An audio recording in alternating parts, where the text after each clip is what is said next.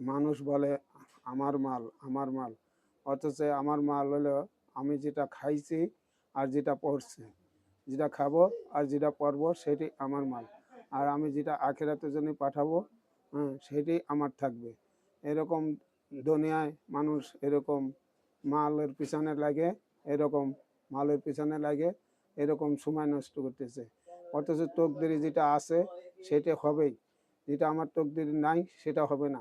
হ্যাঁ, আল্লাহ তালা যেটা দুনিয়ায় আমার তকদির রাখছে সেটা আমি পাইয়াই যাব যে কোনো অবস্থায়। এই জন্য ভাই আমি আমার মাল আল্লাহ রাস্তায় বেশি বেশি খরচ করব, এরকম যাতে আখেরাতে আমার এই মাল কাজে লাগে।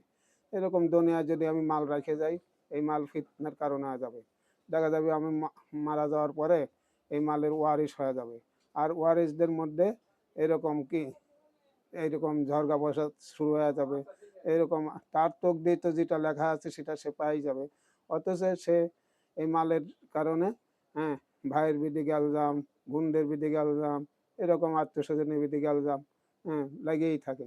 এই জন্য ভাই আমার মাল যাতে আল্লাহ রাস্তায় খরচ হয় আর এইরকম আমার আখেরাতের কামাই হয়ে যায়।